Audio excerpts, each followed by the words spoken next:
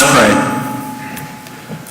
God, who we experience as Creator, Redeemer, and Spirit, we ask you to enlighten us as individuals to know strength so that we may bear any burden we encounter on the path to excellence, but also to know wisdom so that we may be tempered by both triumph and disaster alike. As a community, to know courage so that we may stand resolute in our ideals, but also to know understanding so that we may confront any dangerous challenge to our values with an enlightened veracity. And as citizens of the world, to know ambition so that we may restlessly strive to build a better future for those that come after us, but also to know grace so that those times to come are more tranquil than those in which we currently live. And as we join together and go forth from this time and place, let us never forget the words uttered by Tennyson, "'Tis not too late to seek a newer world." Amen.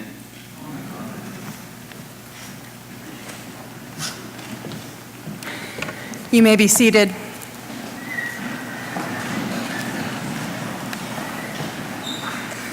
Good morning.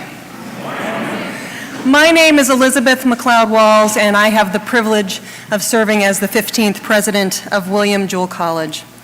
I am delighted to stand before this great audience and welcome all of you here this morning. Thank you for coming together with us to mark the official opening of our 168th year. Today's convocation is the 37th year of recognizing community service and leadership by adding a new class of William F. Yates Medallion recipients.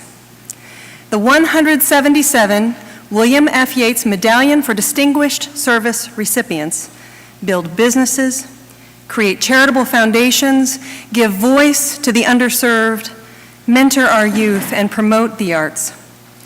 They give their energy and their resources to make Kansas City one of the nation's great communities, and to pave the way for our students who are on the cusp of becoming the next generation of leaders and critical thinkers.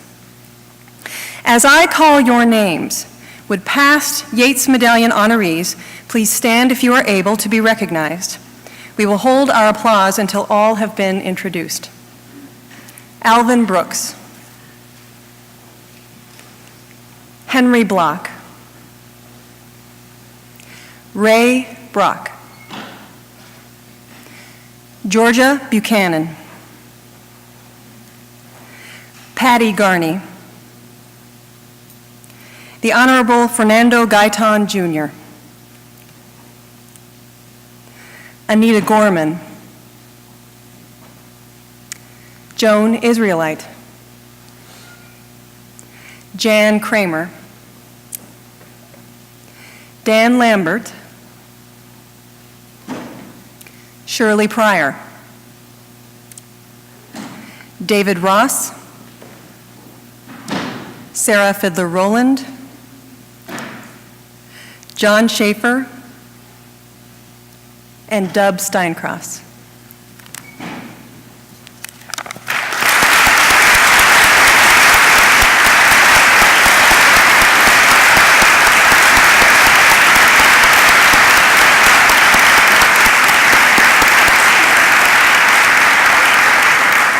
Thank you all for serving as profound role models for our students, future leaders of Kansas City, who have joined us today to learn from your example.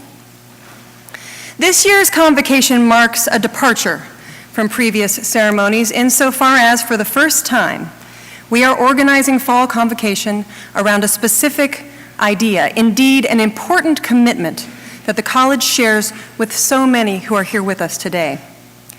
William Jewell College is known as the Critical Thinking College, an identity that stems from our unique critical thought and inquiry core curriculum, which typifies and defines a Jewell education. We, as a community of educators and learners, know that critical thinking cannot occur, and in fact, it is prevented from occurring when we do not insist on diversity of thought, experiences, and perspectives.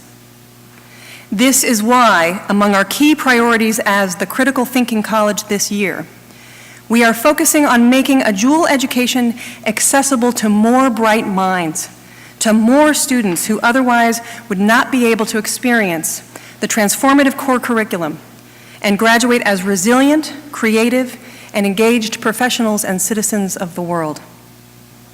We join civic leaders, several of whom are on the stage today, in believing that access to higher education is vitally important for the Kansas City community to thrive in the coming decades. Our public and private high schools are producing talented students who deserve an affordable, outstanding education. We know that many of these students remain in Kansas City after college and will contribute to the success of their employers and their neighborhoods. To ensure that our alumni continue to make an impact on industry, the arts, commerce, and education, we seek a robust community of diverse and engaged scholars who already live in our backyard. Thus, at Convocation this morning, we are honoring civic leaders who have advanced educational access in Kansas City throughout their careers. Tom Block and Diane Cleaver have devoted their professional and personal energy to encouraging high-quality opportunities for underrepresented students in Kansas City. And Jan Kreamer, our convocation speaker, leads by example, supporting organizations and causes that make a difference in students' lives. We are proud to call each of these individuals friends of William Jewell.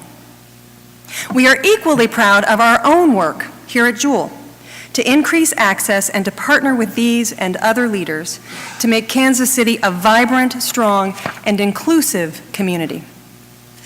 I would like to take a moment to highlight 3 Jewell initiatives designed to support access to education and enhance the diversity of perspectives and experiences in our campus community. In the coming year, Jewell will establish a Faculty Fellows program to increase diversity within our learning community. We will be supporting postdoctoral graduates from historically underrepresented groups in higher education to gain valuable teaching experience while enriching the campus culture and the curriculum.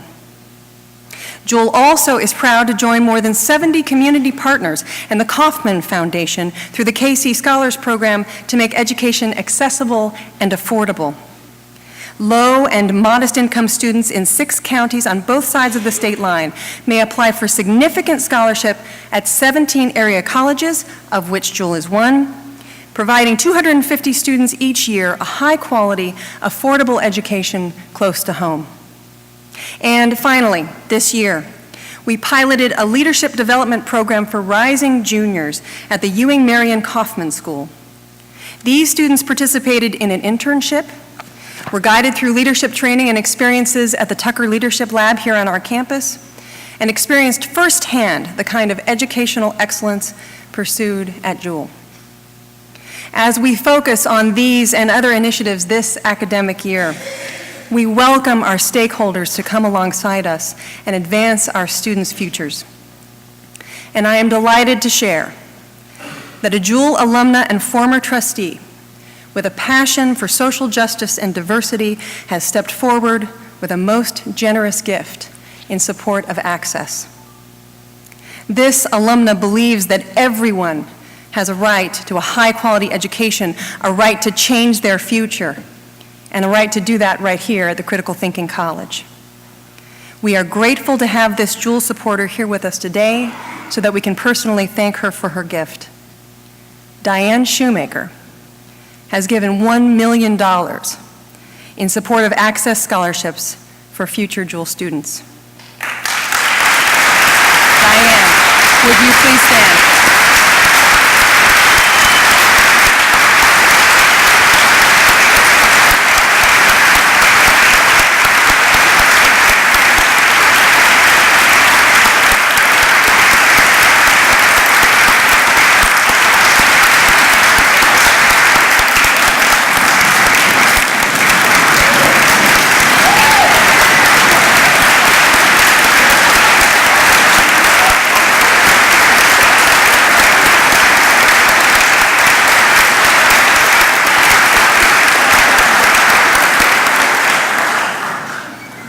Diane, thank you. Thank you. As we make Access Scholarships a high priority at Jewell, your leadership gift will make the impossible possible for so many deserving students and will inspire others to join you in supporting this work. You have stood with Jewell for many years, and we are proud to have you as a member of the Jewell family. Thank you for stepping forward again. There are many more examples of Jewell partners who enable us to be our best, and certainly our Board of Trustees is among them. They support our mission through their leadership and vision, along with their personal commitment to the college, and I would like to introduce those trustees who are here with us this morning. Trustees of Jewell, as I call your name, please stand. Gary Barnes, Susan Chambers, Patty Garney, Bill Gautreaux, Steve Carbank, Sarah Rowland, Angela Smart, Debbie Smith, Joy Steincross, and Buzz Willard.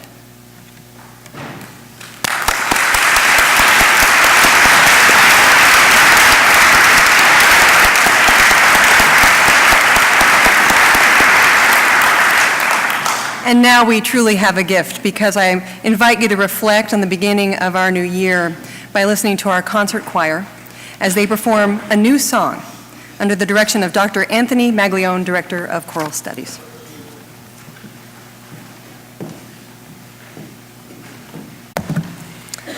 Wow.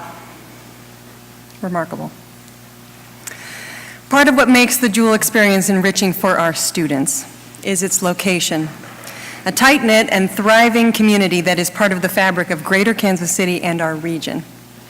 Here to help us celebrate William Jewell's long relationship with the Liberty community is City Council member and alumnus, Greg Duncan.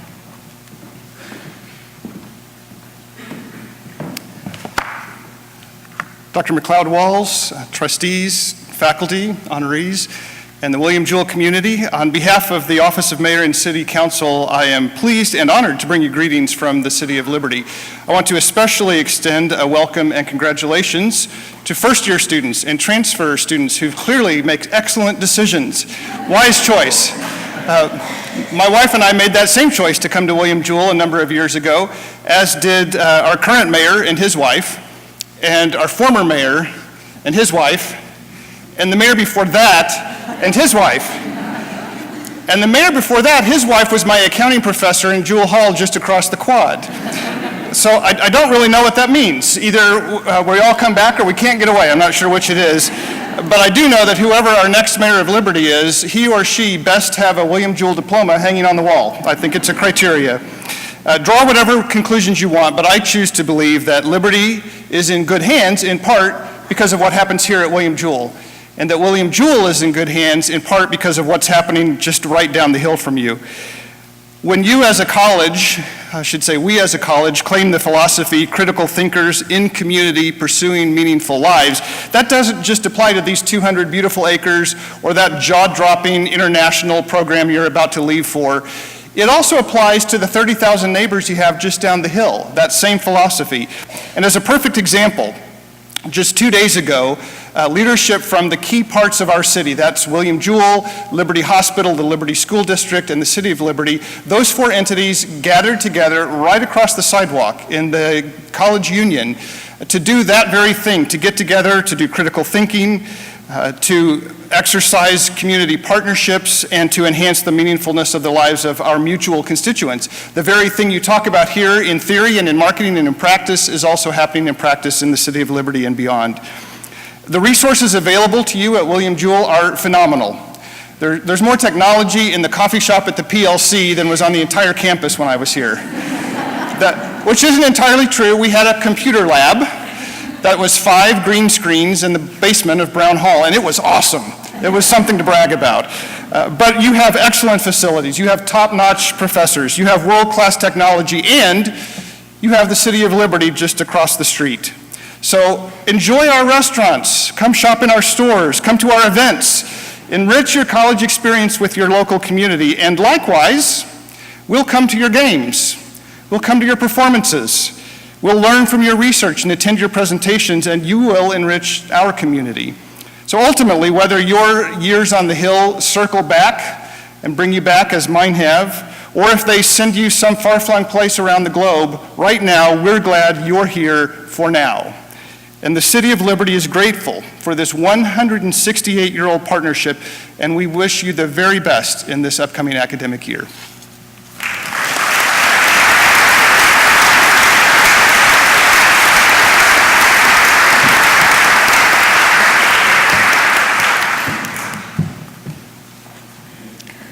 I am honored this morning to recognize the William Jewell College faculty, a distinguished body of scholars who have chosen a most honorable profession and are dedicated to inspiring lifelong learners. I would like to introduce several new colleagues who have joined us since the last convocation, and many of them just this summer. As I call their names, I would like each to stand and remain standing. Dr. David Fox, Assistant Professor of Biology. Dr. Taksim Husnain, Assistant Professor of Civil Engineering. Ms. Ashley Menick, Assistant Professor of Accounting. And Ms. Patty Richter, Visiting Instructor of Nursing. Please join me in welcoming these new members of the faculty.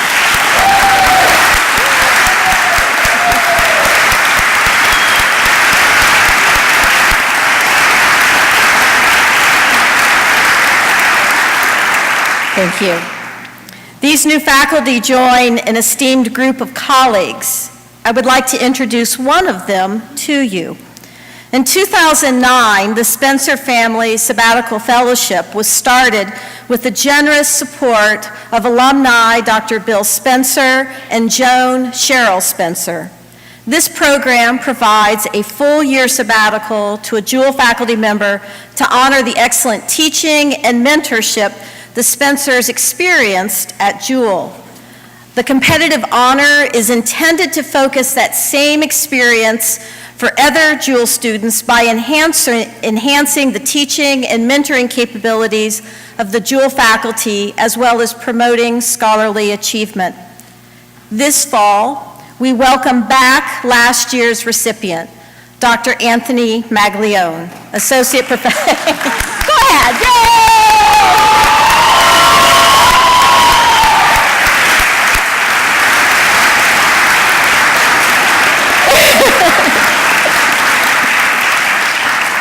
We missed you, Tony. Dr. Maglione is Associate Professor of Music and Director of Choral Studies. During his sabbatical, he composed a 25-minute composition setting texts from Song of Songs in Hebrew for choir, vocal soloist, organ, and chamber orchestra, and ancient and traditional Israeli instruments that will be premiered at the National Conference of the American Guild of Organists in Kansas City next year. He also composed a concerto for 2 trumpets and chamber orchestra, which will also be premiered in Kansas City. Dr. Maglione, if you would not mind, would you stand one more time for our recognition?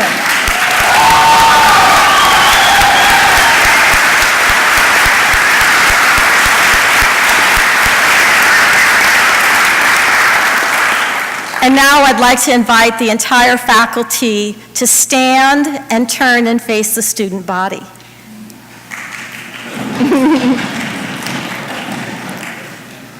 Representing the heart of this institution, the faculty members standing before you comprise a community of scholars who are dedicated to their students and profession, embodying the essence of lifelong learning and committed to rigorous intellectual pursuits. Students, in this academic year, we pledge to challenge you intellectually so that you may become more capable thinkers, communicators, problem solvers, and leaders in a world awaiting you. Please join me in recognizing the faculty of William Jewell College.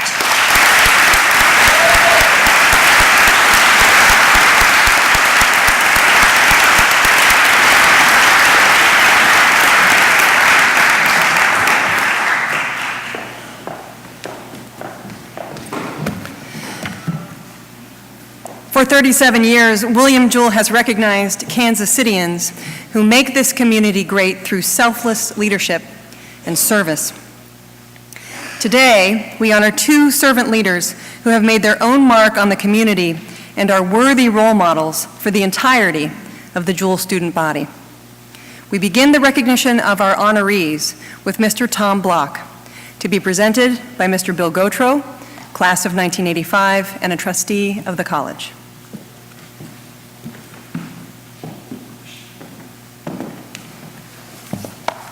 Good morning. Standing in honor of Tom Block this morning is his wife Mary, his father Henry, and also here with him are his friends Debbie Smith and Mark Myron. I feel like I'm being honored by being allowed to speak on behalf of Tom Block. There is a wonderful Jewish concept called tikkun olam. It means to repair the world. The title of my talk today is Tom Block, the Repairman. Unlike most of us, Tom knew what he wanted to do when he went to college at Claremont McKenna in California. He was going to take his studies seriously and then go to work at the company founded by his father and uncle. He would start as a tax preparer and then work his way up to CEO. Simple, right? That was his plan, and he was almost singularly focused on this endeavor. I say singularly focused because along the way, he was introduced by a friend to Mary, and they had a wonderful first date. He probably knew then that she might be the one, but it took him a year to call back. And shortly afterwards, they were engaged. That's how Tom rolled. It took Tom 16 years of hard work to succeed his father Henry as CEO of H&R Block in 1992. By all measures, Tom was a good CEO. He had the respect of employees, customers, and shareholders. But something was not right with Tom. He was not intoxicated with his achievements and the power, money, and prestige of his role as CEO. As a songwriter, John Lennon put it, "Life is what happens to you while you're busy making other plans." This is also true in business. In 1995, Tom came into his father Henry's office and announced that he planned to leave, that being CEO was not what he wanted to do anymore. Henry was shocked. He didn't understand it, but he was ultimately supportive. Tom joined St. Francis Xavier, an inner-city parochial school, as a part-time math teacher, and began going to school to earn his teaching certificate. 5 years later, he co-founded University Academy, a public charter school in Kansas City, where he was president of the board for 10 years and taught math until his retirement. He and his partner, Barnett Hellsberg, were two former CEOs with a knack for the free enterprise system. But they were taking on one of the most intractable issues on the planet, the inequity of urban education in America. Barnett said it well when he asked, "Who has the chutzpah to open an urban school? That's insanity." There were many bumps in the road, and it took many years to even create law and order in their school. Tom's loyalty, conscientiousness, and sometimes worried determination served them well. Tom Block, the repairman. Tikkun olam. As Barnett told him, "I don't worry. You do all the worrying for me."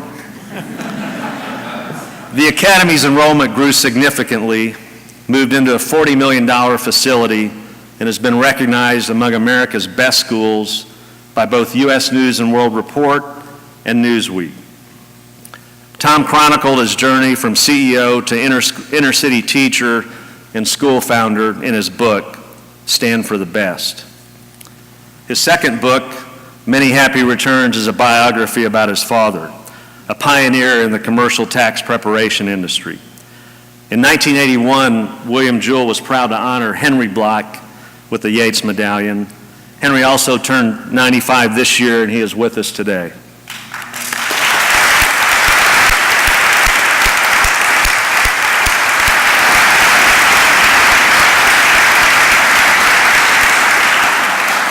Retired from teaching, Tom remains active in Kansas City's education and philanthropic arenas as chair of the Marion and Henry Block Family Foundation and the University of Missouri Kansas City Foundation, and vice chair of the H&R Block Foundation. He's also president of the Endowment Fund for the Henry Block School of Management at UMKC and serves on the board of EPR Properties. Tom and his wife have 2 sons, Teddy and Jason, and 1 grandchild. Dr. McLeod-Walls, on behalf of William Jewell College Board of Trustees, I'm pleased to present Mr. Tom Block for the William F. Yates Medallion for being the best person that he can imagine being.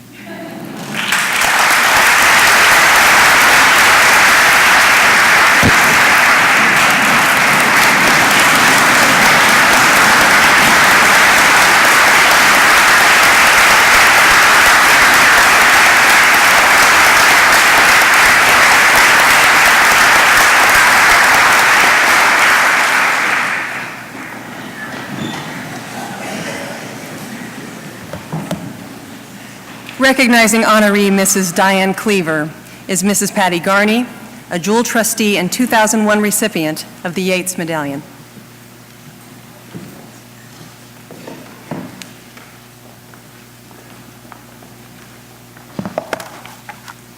Good morning.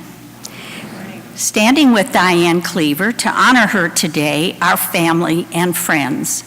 Her son, Emmanuel Cleaver III, his wife, Sharon, her son, Emil, and her daughter, Marissa. The Honorable Judge Fernando Gaitan and his wife, Sylvia, and her dear friends, Beverly Bass and Georgia Buchanan. Oh, and her son-in-law is here. Welcome.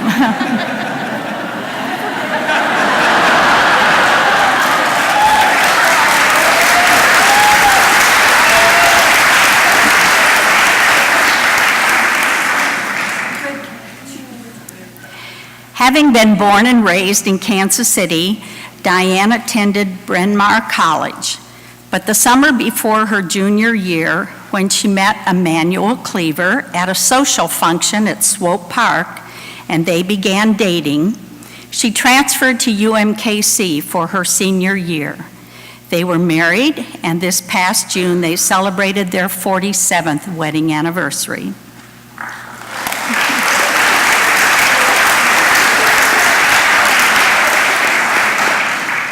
This lady has worn many hats and played many roles in her life. Helping others has been the theme for her career. Diane is a civic leader, a community activist. She has been an extraordinary First Lady for our city, and now, in addition to her current role as a minister's wife and the wife of a congressman, she is a busy professional making Kansas City a better place to live. Diane is a licensed psychologist and has done extensive work in support of education and mental health, especially focusing on the underprivileged and the disadvantaged. She has worked for the Kansas City, Missouri School District, Truman Medical Center, and Swope Parkway Health Systems. She is a trailblazer, and her caring efforts have touched thousands, both locally and around our state. She is currently the executive director of the Urban Neighborhood Initiative. Personally, she is the consummate hostess. Diane is passionate about her family and loves having everyone over to celebrate any holiday, especially Christmas. Her home is decorated to the nines, and she does all the decorating and all the cooking herself. Her son told me she's an awesome cook. Tasks that she very much enjoys. She loves movies and has seen every movie ever nominated for an Academy Award. She loves to dance, but she usually has to find a partner because her husband is not Fred Astaire.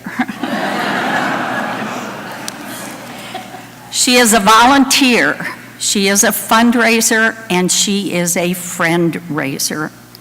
We've worked together on community care at United Way and for Jazz Zoo and the Friends of the Zoo. And I always knew when she chaired a committee that the meeting would start on time and it would follow the agenda. She is firm but friendly in her leadership styles. She is kind and genuine. This is a take-charge lady who is well respected by her peers. Her knowledge of our community and her work ethic are legend. And she does it all with style and grace. One friend that I visited with said, "She's amazing." The role she enjoys the most is as mother to her 4 children, and especially as Gigi to her 5 wonderful grandchildren. Diane is a lady who understands that teamwork makes the dream work. I'm quite sure if she ever wanted to run for public office herself, that she would win. As I said earlier, she's worn many different hats in her lifetime. She's worn them all very well. She would certainly have my vote. Dr. McLeod-Walls, on behalf of the William Jewell College Board of Trustees, I am very pleased to present Mrs. Diane Kreamer for the William F. Yates Medallion for Distinguished Service.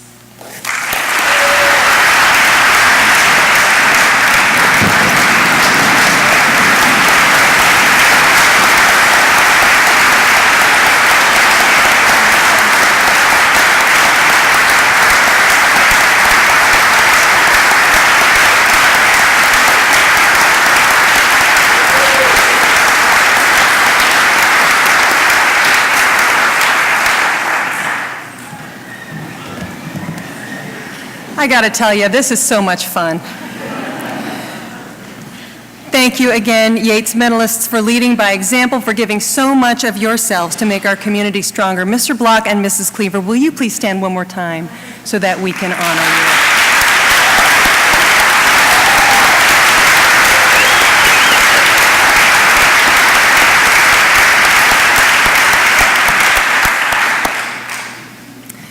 It is now my privilege to introduce today's speaker, Mrs. Janice Kreamer. William Jewell College has long appreciated Jan's passion for access to education and her abiding commitment to diversity in Kansas City, which was one key reason why we celebrated Jan by awarding her a Yates Medallion for Service on this stage in 1997. Jan is known nationally for her leadership of community foundations, and especially for her pioneering work on donor-advised funds and donor intent. Retired as president and CEO of the Greater Kansas City Community Foundation and affiliated trusts, Jan orchestrated growth of the foundation's asset base from $14 million to $1 billion. Today, it remains a leader among more than 700 community foundations across the country. Jan is the incoming chair of the Blue Cross Blue Shield Board of Kansas City and an active civic servant. She serves as board chair of the Ewing Marion Kauffman Foundation, as well as a board member of the Kauffman Center for the Performing Arts, the George K. Baum Family Foundation, the Dickinson Family Foundation, and others outside of Kansas City. Jan has received numerous honors, including the Entrepreneurial American Leadership Award, the Iowa State University Distinguished Alumni Award, the Salvation Army's Others Award for Humanitarian Leadership in Kansas City, and the Greater Kansas City Chamber of Commerce's Athena Award for Professional Excellence and opening the doors of leadership for women. Jan is married to Thomas Kreamer. She is the mother of Dr. Thomas Kreamer, and she is the proud grandmother of 4. Please join me in welcoming Jan Kreamer, William Jewell's very good friend, as she delivers today's convocation address.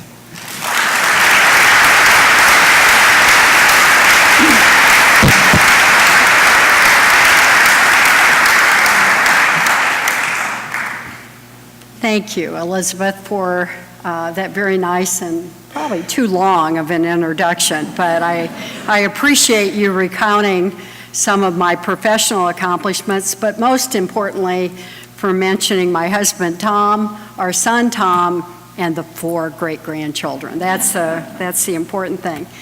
It is always a pleasure, and I mean that, to be here on the William Jewell campus. I know at times people say that, but as Tom and I were driving up here today, and actually arrived on campus, we had a wow moment again. It's so beautiful, it was great.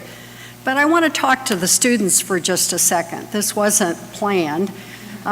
So we get on campus, we're shown the various ways to get to the, where was it? Union, right. And you can see why we needed help to get there. But so we're on every step of the way.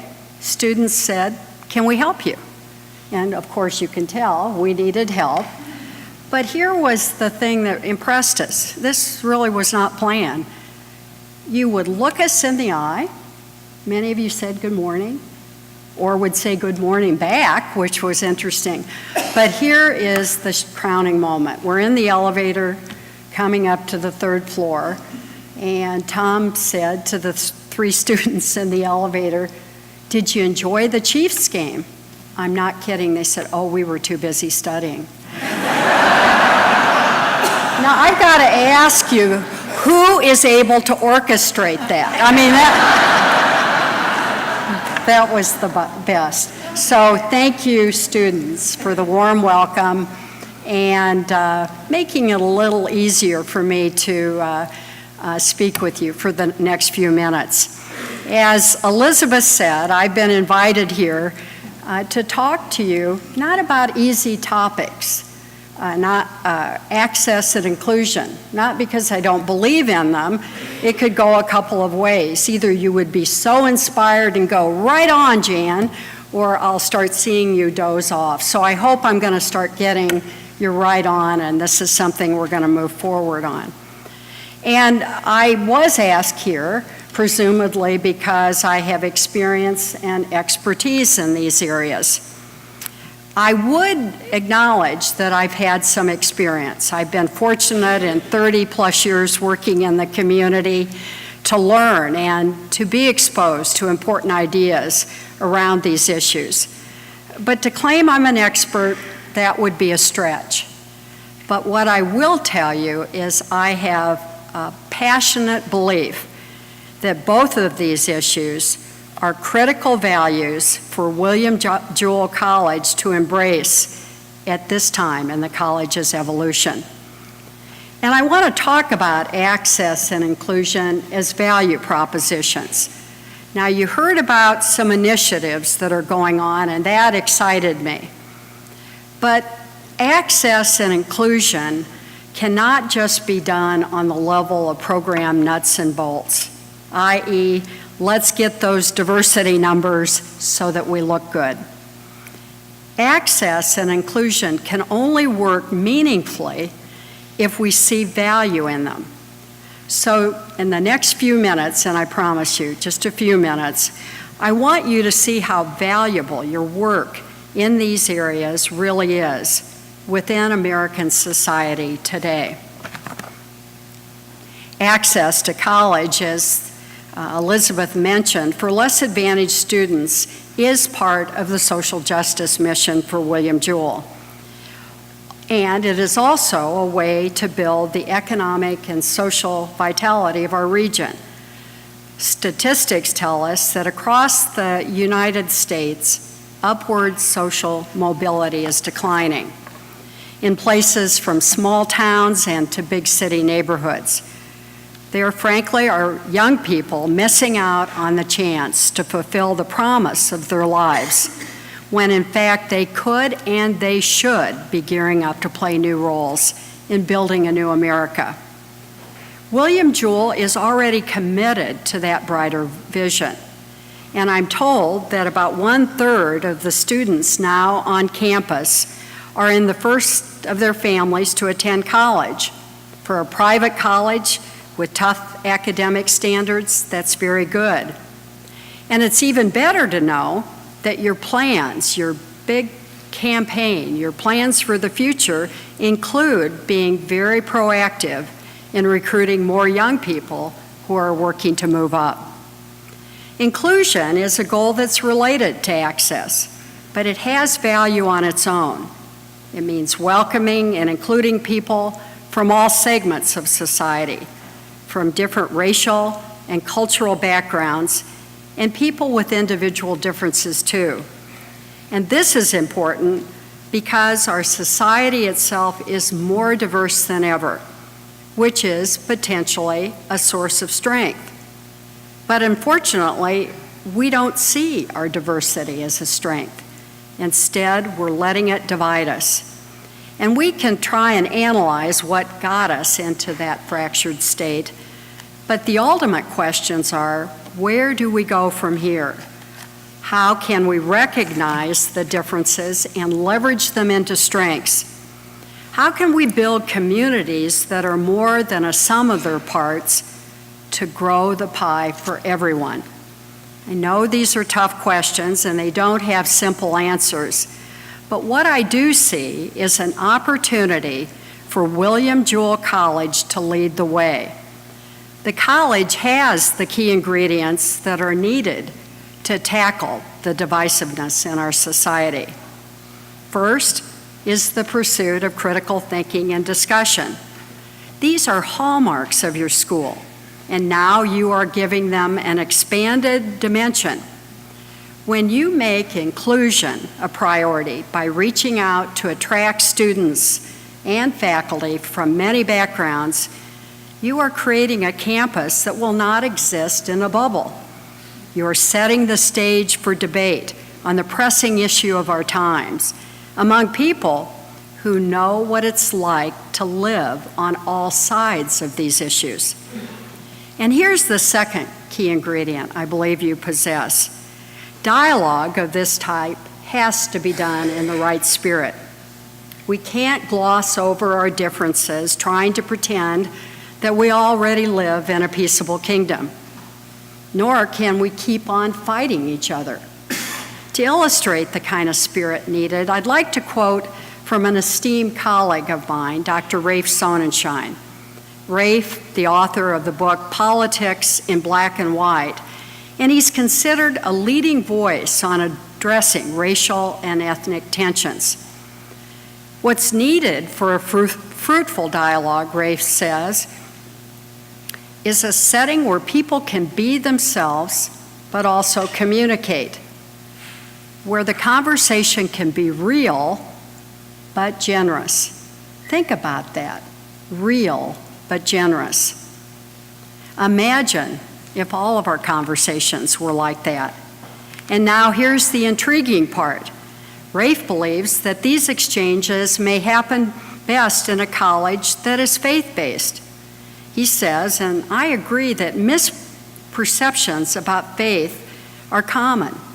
Some people think faith and reason are mutually exclusive, whereas in fact, faith can provide a moral basis for the highest uses of reason, and religious faith itself can be very helpful in unifying conversations and relationships.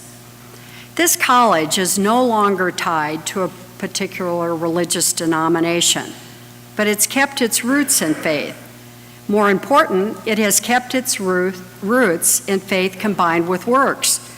You can see it in the service and the outreach projects that students perform.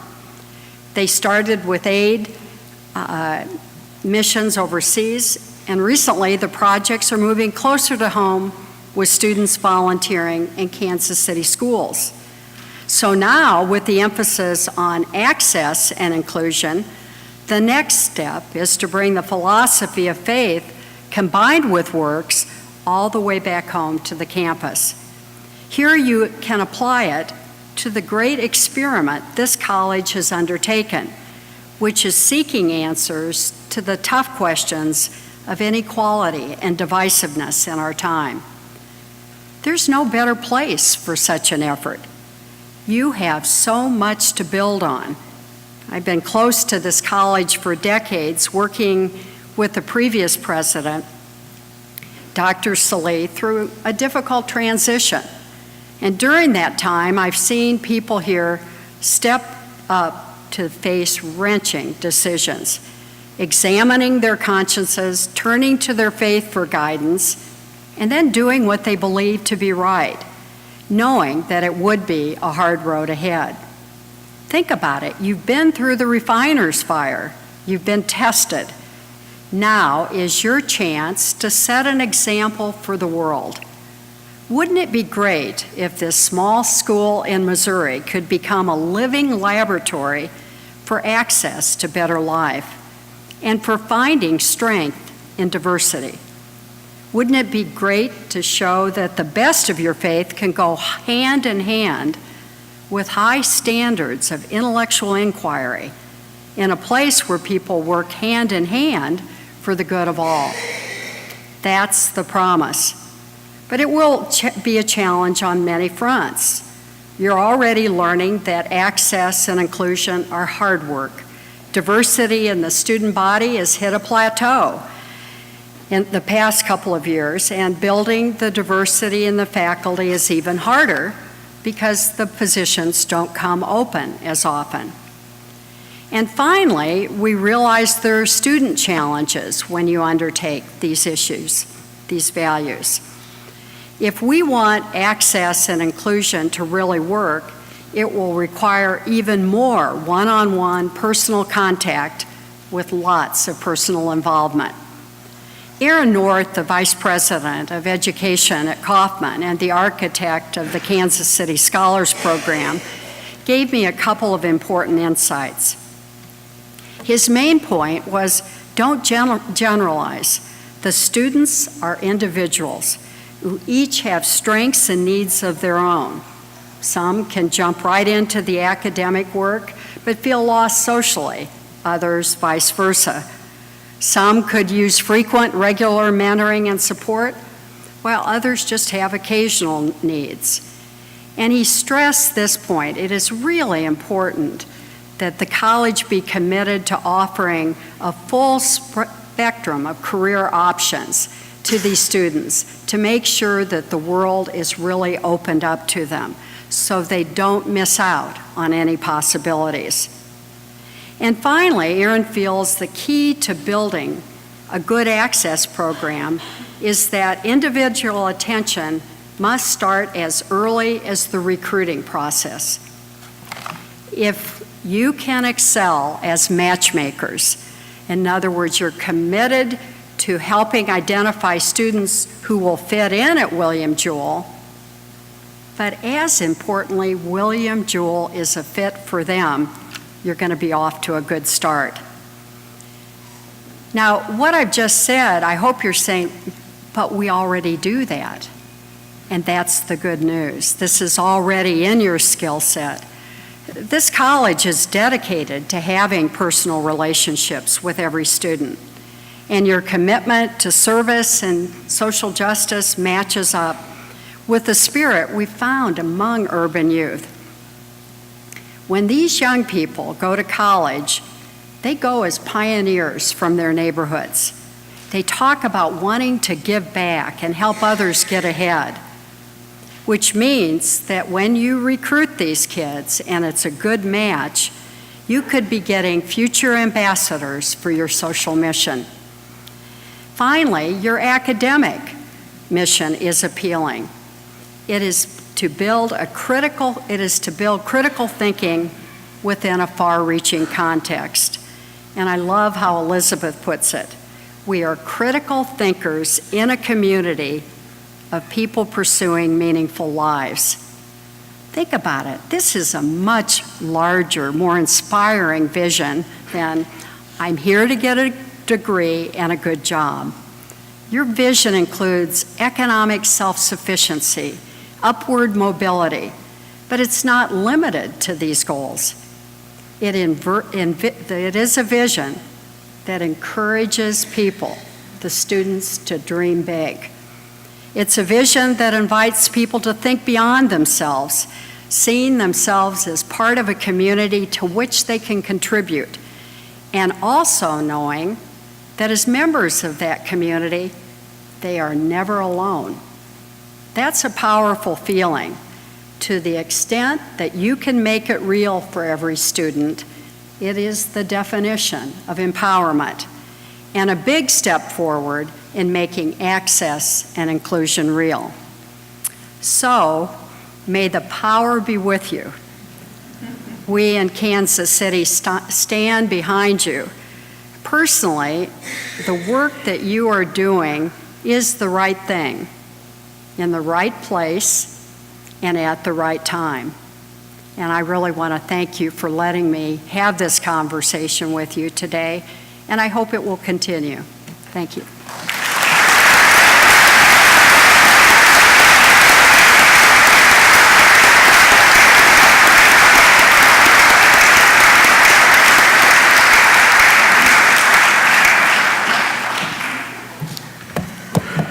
Thank you, Jan, for reminding us that the hard work, the difficult conversation, and the critical thinking that goes with it requires us to be real and generous. That's a powerful sentiment. And thank you for your faith in William Jewell College, for living out your own commitments to access and opportunity in our community. We're honored to have you here. Guests here today, thank you for celebrating with us as we have begun this new year, as we recommit to learning and growing together and serving this great community that we love. We will conclude our ceremony with the singing of our alma mater, followed by the benediction by the Reverend Dr. Andrew Pratt. Then please remain standing in place for the formal recessional. Now let's join in singing the alma mater of William Jewell College.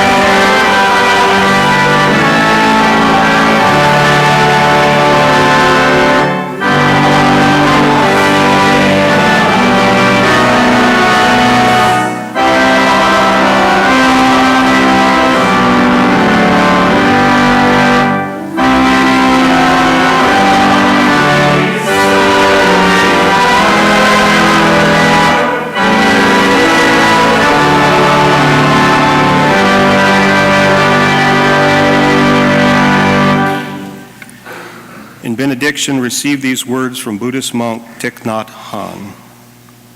Understanding someone's suffering is the best gift we can give another person. Understanding is love's other name.